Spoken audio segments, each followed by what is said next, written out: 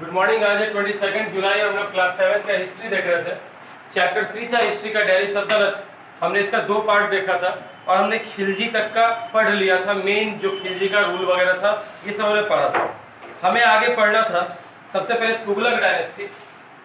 और जैसे ही तुगलक जानते हैं तो तुगलक डायनेस्टी क्या चीज था। 1320 से लेके 1414 तक शासन करने वाले थे कौन? तुगलक डायनेस्टी। ठीक, जरा हम लोग देखते हैं इसमें कौन कौन रूलर्स है। मेनली आपको पता है कि 3 पार्ट याद रखना। सबसे पहले कौन थे, सबसे महान राजा कौन हुआ, ये सबसे प्रसिद्ध में से, और फिर उसका क्या क्या काम था, यही सब डायनेस्टी का पढ़ना। तो तुगलक का देखें, सबसे फर्स्ट में गियासुद्दीन तुगलक, या इसी का नेम था गाजी मल्लिक। इसी ने किया, ये एक कॉम्पिटेंट रूलर था। इसने क्या काम किया, जो कमजोर खिलजी डायनेस्टी के रूलर्स थे उनको हटा दिया। और गाजी मल्लिक एक नॉवल था, एक दरबारी था, इसने क्या किया, यहाँ पे अपना कब्जा कर लिया।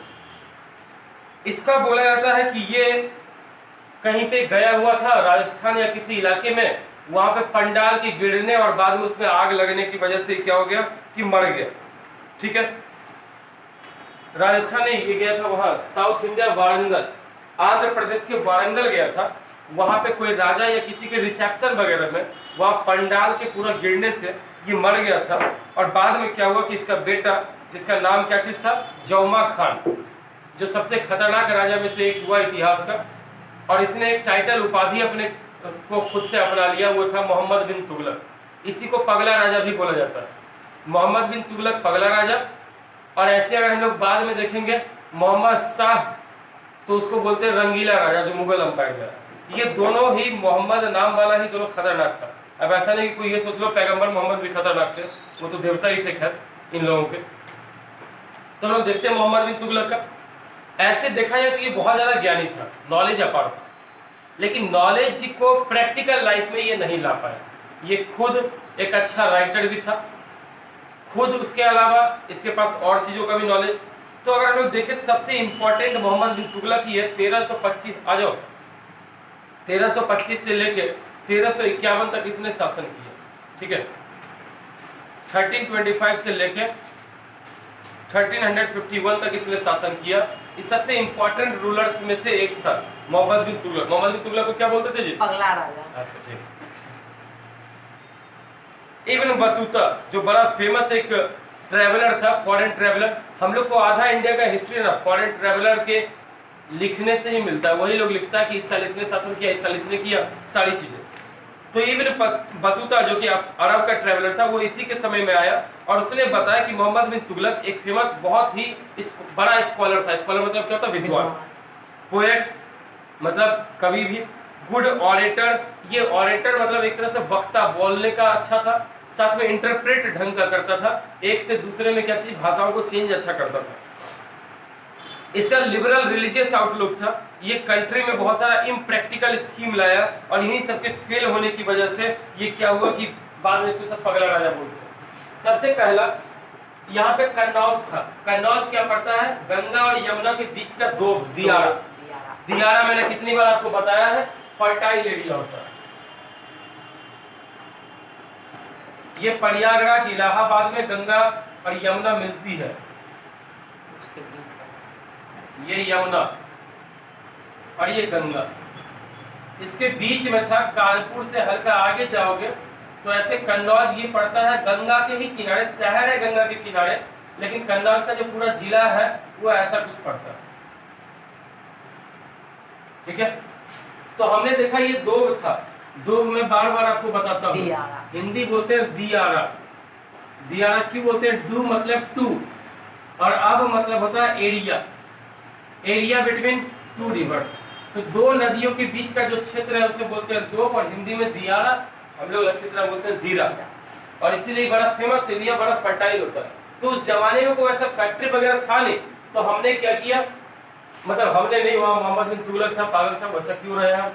ठीक है, तो उसने क्या किया कि इस दो वाले एरिया का जंगल साफ करवाया, और साफ करवाने के बाद पहले से उसने सोचा ये जमीन उपजाऊ है, इसलिए सरकार को ज्यादा पैसा चाहिए। ज्यादा पैसा क्यों चाहिए उसका भी रीजन बताते हैं 2-3 आगे।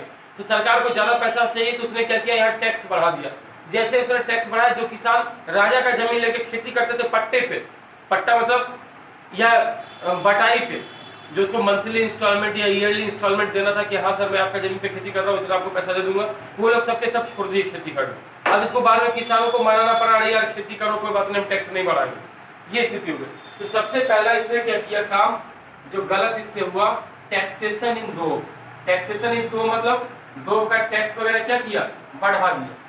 Second number sir capital change, इसको लगा, ये था दिल्ली में, और बार बार मंगोलिया के शासकों चंगेज खान के वंशजों का बार बार हमला रहता था इधर काबुल के क्षेत्रों में, जो इंडिया में ही आता था। तो इससे लगा कहीं एक बार ऐसा ना हो कि वो हमारे दिल्ली तक पहुंच जाए, और मेरा साउथ इंडिया तक कब्जा है, तो अगर हम भारत के बीच में चले जाएंगे तो वहां से अच्छा खासा सब जगह से इक्वल डिस्टेंस होगा, तो मैं ज्यादा अच्छा कंट्रोल कर सकता हूँ। तो ये दिल्ली से अपना राजधानी कहाँ लाया, देवताबाद, ये दौलताबाद या इसी का नाम था देवगिरी, ठीक है, औरंगाबाद जिला के अराउंड ये पड़ता है। तो ये अपना राजधानी वहां ट्रांसफर करने के लिए, राजधानी ट्रांसफर करेगा कैसे, ऐसा तो नहीं ना कि हनुमान जी को बुलाया पहाड़ जैसा उठवा के दिल्ली को मर भी गया बहुत सारा। तो वो क्या किया, वो शुरू किया कारवा, सारे लोगों को बोला जो भी शहर के थे, तुम लोग सब चलो, तुम लोग को वहां रहने का स्थान मिलेगा, घर द्वार छोड़ो, बस थोड़ी बहुत कीमती चीजों को ले लो।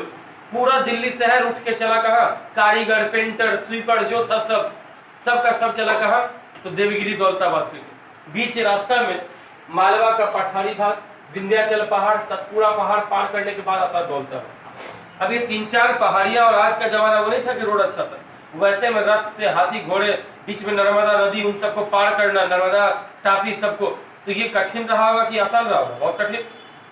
अब इसी को पार करने के चक्कर में बहुत सारे लोग, बूढ़े बुजुर्ग तो बेचारे पहुंच ही नहीं पाए, वो तो रास्ते में साफ हो गए, लोगों का कीमती चीज भी इधर से गया। जब वो लोग उधर गया तो आदिवासी सब कितना, दिल्ली का जो उधर रहता था वो सब आया, और दिल्ली में जो बचा हुआ चीज था लूट के भाग गया, ठीक है। जब वो लोग छोड़ के चला गया दिल्ली, दौलताबाद गया तो उसको लगा नहीं हम यहाँ पे आ गए तो ये गड़बड़, यहाँ तो कम ही एरिया है, दिल्ली में रहते थे तो काबुल तक शासन करते थे, यहाँ आ गए तो यहाँ से काबुल दूर पड़ेगा, तो बोला 1-2 साल के अंदर कि चलो फिर से वापस दिल्ली चलो। अब फिर वहां राजधानी बनाया, फिर यहाँ बनाया, तो पैसा खर्च होगा, तो इसलिए मैं इसको बोलता सब क्या चीज पगला डाले, ठीक है, कि एक बार ले ही गया राजधानी तो रह जाता है वहीं। अंग्रेज भी राजधानी कलकत्ता से दिल्ली ले गया, क्या अगला दिन वो बदल के फिर वहीं चला गया। 2 हुआ। तीसरा काम इस 1327 में क्या था, राजधानी शिफ्ट होने का काम। तीसरा काम ये 1329 में क्या किया, टोकन करेंसी चलाया, ये था shifting of capital, shifting of capital, राजधानी स्थानांतरित करना, बदलना, कहां से कहां, दिल्ली से दौलताबाद, और देन अगेन दौलताबाद से दिल्ली, पुनः मुस्को भव। तीसरा टोकन करेंसी, ये क्या हुआ, बोला कि सोना और चांदी का करेंसी बहुत ज्यादा फालतू में घिस जाता है, इससे सोना बर्बाद होता है, इसका करेंसी नहीं चलेगा, तो ये बोला तांबा का सिक्का चलेगा। अब तांबा के सिक्का पे मोहर कुछ इतना सिंपल था, सील, कि लोग घर में ही डुप्लीकेट सील मार के उसको चलाता था। स्थिति ये हो गया कि दुकानदार तांबा के सिक्का पे देना ही बंद कर दिया, कोई व्यापार नहीं, व्यापार एकदम बंद, क्योंकि सब डुप्लीकेट लेके चल रहा था इधर से उधर, तो कोई वैल्यू नहीं रहा। बाद में इसको फिर क्या करना पड़ा, दोबारा से तांबा का सिक्का हटा के सोना और चांदी का दोबारा से लागू करना पड़ा, ये हालत हो गई। नेक्स्ट है, और इसका दूर का विजनरी प्लान था, विजनरी मतलब दूर का सोच था। ये क्या किया, सेना के प्रमुख को बुलाया और बोला कि आपको मैं एक काम दे रहा हूँ, ये जो बार बार चंगेज खान अटैक करता है या उसका वंशज, क्यों ना हम लोग हिमालय के पहाड़ियों, जब तिब्बत के साइड से उनको रोक ले, अगर आप इधर से उनको रोकेंगे तो हम लोग के राज्य में हमला नहीं होगा। वो लोग बोला सेना वाला कि हाँ ये चीज हो सकता है। तो उसने बोला कि ऐसा करो कि सैनिकों को इकट्ठा करो। तो फिर सेना प्रमुख जो था उसने बोला कि सर सैनिक बहुत ज्यादा पैसे का डिमांड कर रहे हैं। उसने बोला जो वो पैसे का डिमांड कर रहे हैं वो देंगे। सैनिकों को 4 साल 5 साल 3 साल का सैलरी देकर सबको भेजा कि जाओ यहाँ पासेज के थ्रू यहाँ से चेक करना और चंगेज खान के सेना को रोकना। इधर हिंदुकुश पर्वत था, इधर हिमालय था, काराकोरम जस्कार, इधर तो तुम जानते हो पहाड़ पे पहाड़ है, हिमालय जस्कार लेह रेंज काराकोरम कैलाश सब है एक लाइन से, उधर तो पहाड़ पे पहाड़ भेजा। कुछ सैनिक चतुर थे, वो पैसा लिए, देखे 3-4 साल का हो गया, घर परिवार लेके निकल लिया कहीं दूसरे जगह। कुछ सैनिक था गया, जितना गया उसका 20% भी लौट के नहीं आया, क्योंकि वो और पहाड़ी एरिया बर्फ में, तूफान में, बारिश में मर गया आधा से ज्यादा। मतलब ये चौथा भी इसका सिस्टम क्या रहा, खतरनाक। इसके अंतिम दिनों में तो ये हुआ कि बहुत जगह उसी जमाने में उलमा होते थे। उलमा शायद तुम लोग जानते होंगे, मुस्लिम के धर्मगुरु जो कानून ये सरिया वगैरह बनाते हैं उनको उलमा बोलते हैं। जो मुस्लिम में ये जो कानून बनाते हैं सरिया, और जिनको अधिकार है फतवा जारी करने का। फतवा समझते हो, फतवा एक डिसीजन है। जैसे एग्जाम्पल था बीच में सोनू निगम बोला था, एक एग्जाम्पल तुम लोग को हमेशा देते थे कि वो जब मूवी में वो लोग काम करता है या गाने वगैरह का रिकॉर्डिंग करता है तो लोग रात में करता है कि शांति रहेगी। तो उस रिकॉर्डिंग के बीच में कहीं पे मस्जिद था, तो वहां से बीच में सडनली अजान पढ़ना शुरू हो जाता था। तो वो बोला ये बहुत गलत है, किसी को नींद आती है 4 बजे उस समय अजान पढ़ना, वो भी लाउड स्पीकर पे, ये जरूरी नहीं। भगवान का पूजा लोग या अपने देवता को लोग ऐसे भी मान सकते हैं। तो उलमा जो थे, उलमा मतलब मुस्लिम के धर्मगुरु जो एकदम बस कट्टर ही बोलता है दिन भर, हमारे पाक कुरान शरीफ में ऐसा लिखा हुआ वही सब, ठीक है। तो उसका कहना था उलमा सब का फतवा जारी कर दिया। फतवा जारी करना मतलब ऑर्डर जारी कर दिया कि जो सोनू निगम का बाल मुड़वा देगा उसको हम 5 करोड़ रुपया या 1 करोड़ रुपया देंगे। अगला दिन सोनू निगम ने अपना बाल मुड़वा लिया, बोला 1 करोड़ रुपया दो, जो जारी किया था। अगर तुम्हारा हैसियत हो तो दो पहले, कुछ कोई नहीं दिया। उसे डायलॉग मारता है बड़े उनके सामने, मुस्लिम युवाओं को प्रेरित करता है झूठ बोल बोल के, ठीक है। तो उलमा समूह है किनका, धर्मगुरुओं का। सरिया कानून है किनका, मुस्लिम लोगों का, जो ये लोग बनाता है उलमा। ऐसा कुरान में नहीं लिखा हुआ, ये लोग बनाता है। और फतवा वो डिसीजन है, ऑर्डर है जो लोग जारी करते हैं। जरा इसको ध्यान रखिएगा, 10th में एक बार पढ़ना है आपको सिविक्स में, इसीलिए हड़बड़ाहट वैसा नहीं। नेक्स्ट, तो यहाँ हम लोग पहुंचे। तो लास्ट में उलमा बहुत सारे जगहों पे विद्रोह होने लगा। किसके समय में, मोहम्मद बिन तुगलक। लेकिन ये बहुत ज्यादा ही सही था इस चीज में कि नॉलेज अपार था। लेकिन वही होता है ना, नॉलेज आपको किताबी ज्ञान होगा तो उससे कोई फायदा नहीं है, प्रैक्टिकल लाइफ में आप नहीं कर सकते। शहर का 95 और 90% वाला लड़का को गांव में से बुद्धू बना देता है, ठीक है। आउटी नॉलेज अगर बोला जाए तो गांव वाले से ज्यादा किसी के पास नहीं, बेवकूफ बना देता है, रियल बात है उन सब। नेक्स्ट है फिरोज शाह तुगलक। इसी के जमाने में हम लोग बोलते थे, और ये मोहम्मद बिन तुगलक के टाइम में ये सब जो ऑर्डर था ना, इसको बोला जाता था तुगलकी फरमान। फरमान मतलब क्या चीज, ऑर्डर, जो राजा का ऑर्डर है। तो तुगलकी फरमान ऐसा था जो पागलपंती वाला था फरमान, लेकिन उसको मानना भी जरूरी था लोगों को, ठीक है। कभी कभी तुम लोग सुनते होगे तुगलकी फरमान लगता है जारी कर दिया, जैसे नरेंद्र मोदी। कभी आता है वर्ल्ड कांग्रेस के नेता सब, रणदीप सुरजेवाला में। हमारे देश में अब अच्छी चीजें नहीं चल रही है। प्रधानमंत्री ने अपने आप को तुगलक समझ रखा है, वो एक के बाद एक तुगलकी फरमान जारी करते जा रहे हैं। ये देश अराजकता फैल रही है देश में, ये सब। फिरोज शाह तुगलक 1351 से 1388 में आया। ये थोड़ा सा ऐसे तो कट्टर था, यही सबसे पहला आदमी था जो जजिया लगाया था। जजिया वो कर था जो हिंदुओं पे, ठीक है, गैर मुस्लिमों पे, सब पे ये टैक्स लगता था। तो गैर मुस्लिम के अलावा कौन क्रिश्चियन था अपने यहाँ उस समय, हिंदू ही था मेनली, तो उस पर ये टैक्स सबसे पहले जजिया। हाँ सब सर जजिया शेर खान हटाया था। और नहीं, शेर खान भी, और उसके बाद फिर अकबर भी। शेर खान के बाद फिर उसको लगाया गया कुछ देर के लिए, अकबर हटा दिया, अकबर हटाया, फिर उसके बाद औरंगजेब लाके लगा दिया, ये भी था। तो after Mohammad bin Tughlaq death, his cousin Firoz Shah Tughlaq came into power. He was a religious Muslim, कट्टर था, who wanted to rule according to Islamic law. He tried to win the support of noble by offering them इक्ताज। इक्ता मतलब वही इक्तदार बनाना, area का head banana, which were made hereditary। और इक्ता को क्या किया, वंशानुगत कर दिया अपने दरबारियों को खुश करने। तुम हो गए, तुम्हारा बेटा होगा, पोता, दूर तक सोचने लगा, और सब इसको सपोर्ट किया। टू प्लीज उलमाज, उलमा तो समझ गए भाई। He tried to rule according to Islamic law. This made the nobles and ulama very powerful, who tried to influence the sultan. कभी कभी तो इसको सुल्तान को ही। तो अगर उलमा को आप देखें, अभी पाकिस्तान का हालत यही है उलमा वाला। इमरान खान को कोई बोला कि तुम शादी करोगे, कौन बेगम है जी जिससे वो शादी किया है, उसका हम स्टोरी देख रहे तो भूत प्रेत तांत्रिक मंत्रिक है वो बेगम, जिससे भी वो शादी किया, ठीक है। तो उसको भी उलमा से भी बोला था कि आप उससे शादी करेंगे तो आप प्राइम मिनिस्टर बन जाएंगे, अब प्राइम मिनिस्टर बन गया, अब उसके नक्शे कदम पे जो वो बोलती है वही ये करता है। झाड़ फूक वाली सरकार है उसकी। फिरोज शाह तुगलक द रिफॉर्मर, सुधारक।